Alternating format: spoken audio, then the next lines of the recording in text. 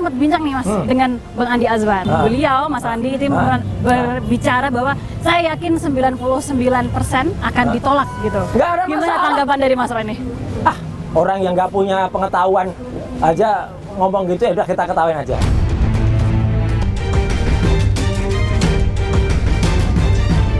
Pemirsa, saat ini kami berada di Pengadilan Negeri Jakarta Selatan, di mana di lokasi ini sekarang sedang dilaksanakan adanya sidang gugatan pra-peradilan yang diajukan oleh Roy Suryo. Kita akan coba masuk dan menemui Roy Suryo dan berbincang langsung dengannya.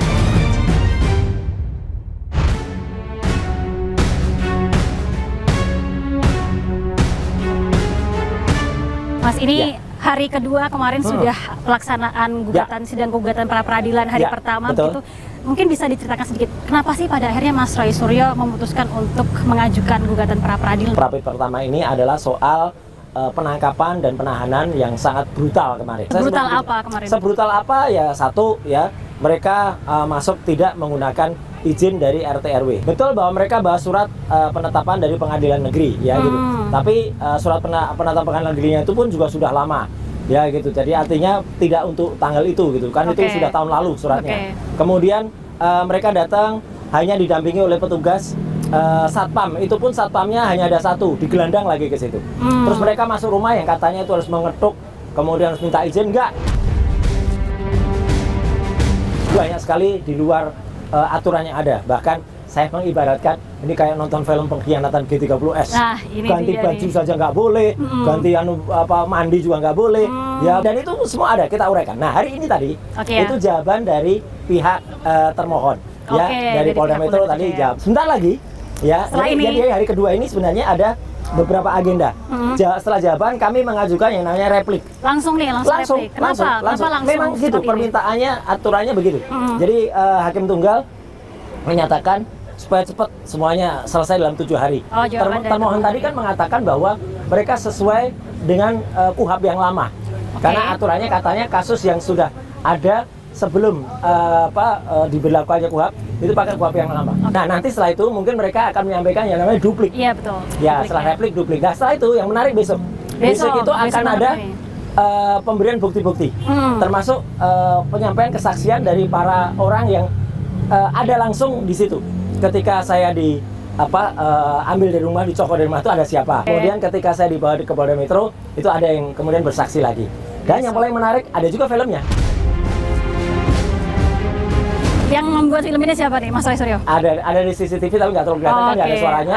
Kita ambil film dari ART saya yang kebetulan ada di situ, dan juga istri saya. Tadi kita sempat bincang nih Mas dengan Bang Andi Azwar. Beliau, Mas Andi itu berbicara bahwa saya yakin 99% akan ditolak gitu.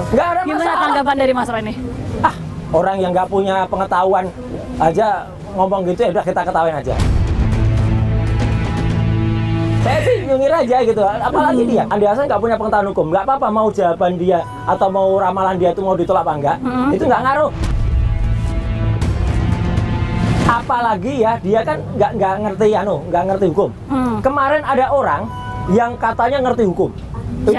Itu termol juga, sahabatnya Andi Azwar. Namanya Christoporus Suhadi. Dari katanya dari tim hukum Merah Putih. Tiba-tiba nggak ada hujan, nggak ada angin, nyelonong ikut ke dalam ruang sidang. Terus mengajukan, saya ingin menjadi tergugat intervensi. Alah, katanya sarjana hukum. Sarjana hukum kok nggak baca buku, belajar dulu bro. Gitu loh. Yang namanya intervensi tergugat itu kalau peristiwa perdata. Nah itu peristiwa pidana ini. Kok perdata Makassar hanya bilang ke si Christoporus Suhadi itu, ya malu bro, gitu ya. Malu. Kaos hari ini, malu bro ya. Malu. Jadi banyak orang dipermalukan, malu bro. Mas, ini saya juga penasaran, cukup menarik karena selain Mas Roy Suryo mengajukan pra-peradilan, ini rekan dari Mas Roy Suryo, Dr. Tifa, ternyata tidak mengajukan pra-peradilan. Gimana kalau tanggapan Mas Roy Suryo dengan hal tersebut? Jawaban saya ini sekaligus saya jawab tegas ya, karena katanya Roy Suryo dan Dr. Tifa di persimpangan jalan. Betul, itu. Pecah kongsi. Mana ada pecah kongsi? Nggak ada. Saya tetap membersamai Dr. Tifa dan kita tetap saling mendoakan. Jalannya memang beda. Karena satu, timnya kan juga beda. Tim hukumnya Dr. Tifa itu namanya TPDT. Tim pembela Dr. Tifa. Tim saya ada dari Taka, ada dari Tokham. Betul. Ya gitu. Jadi kedua-dua dan di antara dua itu ada tim yang di atasnya lagi namanya Troya. Oh, oke. Ya, jadi sebenarnya nggak ada masalah dengan itu. Itu Mas mungkin Ya. gimana kesiapan menuju sidang pembuktian nanti kalau dari Mas Roy Suryo? Alhamdulillah semua berjalan lancar dan nanti akan banyak kejutan, banyak saksi-saksi dan banyak barang bukti yang nanti akan keluar ya pada saat sidang pembuktian untuk pokok perkaranya. Kalau dari Mas Roy Suryo menerima tawaran damai nggak sih?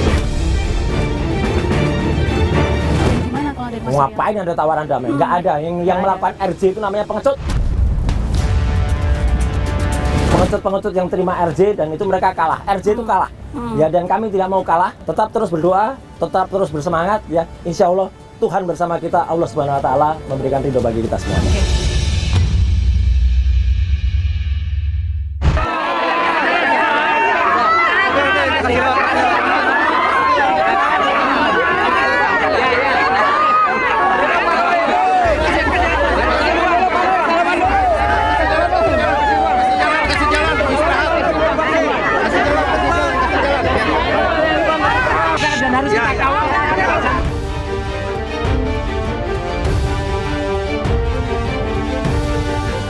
Ini kita ketahui sendiri bahwa kasus yang melibatkan ijazah dari Pak Jokowi ini sudah masuk ke babak baru gitu. Ya, ya. Bagaimana tanggapan Bang Andi dengan adanya persidangan dan juga babak baru ini, Bang? Ini ada sidang pra-peradilan antara pihak Roy Suryo ya melawan Polda Metro Jaya. Betul. Ini agak lucu juga buat saya melihatnya. Biasanya sidang pra-peradilan itu ketika mereka tersangka ya, kemudian mereka ditahan ya untuk membebaskan penahanan itu dilakukanlah sidang pra-peradilan itu.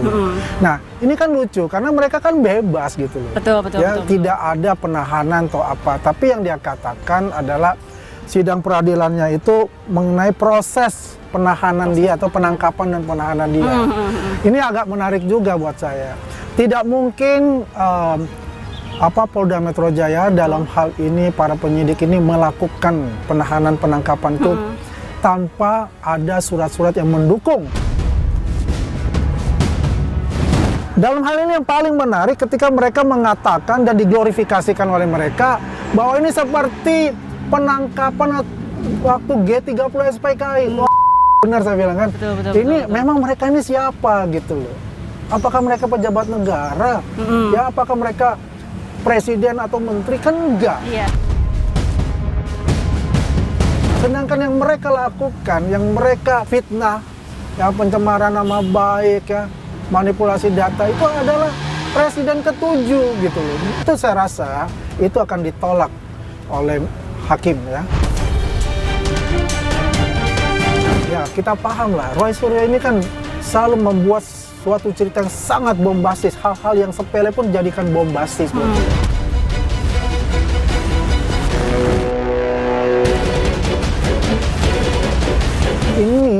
Ini apa namanya ya, penggiringan seperti ini kalau kita lihat ini bukan murni hukum lagi gitu. Tapi apa kalau bukan murni? Ya ini ada politik bermain di sana.